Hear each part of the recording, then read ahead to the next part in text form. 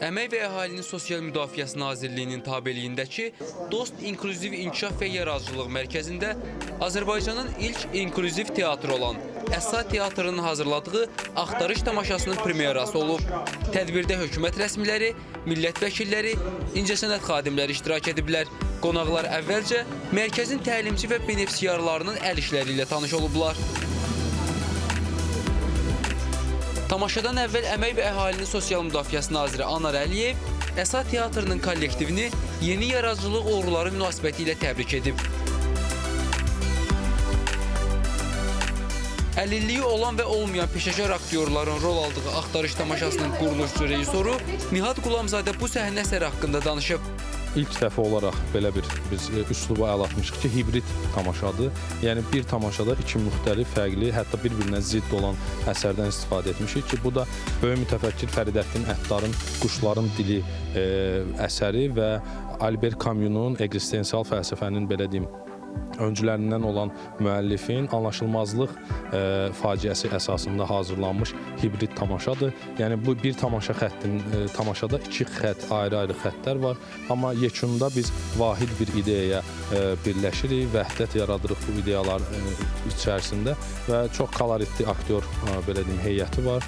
Ümid edirik ki, uğurla baş tutacaq və uğurlu tamaşalarımızdan biri olacaq. Bir daha gün görmeyeceğim. Ey Tanrım, bu karanlığın mənası nədir? Onun təbəssümü qədər, saçları qədər uzun və qara. Bu dəfəki rolum sevgidir. Yəni birbaşa Camus'un əsərin içində, Axtarış pyesinin içində bir sevgidir. Necə deyim, çox məsum, çox sevgi dolu bir obrazdır Maria. Oynadığım obrazların hamısında biraz Lalə var da, yəni heç bir-birindən fərqlidir, hamısı mən oynuram, amma Maria'da çox belə incə bir sevgi xətti var, necə deyim, o yumuşaqlıq var. Bunu mən çox sevirəm, belə. Günün eşqi sənin yoluna çoxlu tutanlar çağır. Günün eşqi səni fələyə salır. Bunu qaytar. Bu sevgidən əl çək. Yox. Bil ki, gül hər yeni baharda sənə istehza və təhqirlə gülür.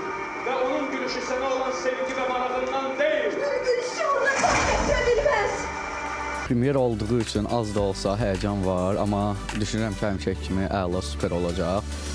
Rolum haqqında götürdükdə, rolum belə desək, quş roludur. Yəni orada quşlar var və quşlardan biridir. Sadəcə olaraq bu epik fəlsəfi əsər olduğu üçün, yəni buradakı quş məsələsində söhbət quşlardan gedir əslində. Çox maraqlı əsərdir. Burada ad sanını, şan şöhrətini, cah cəlalını bir kənara atmalısın. Bax, biz onda əsl istəyimizə çatacağıq.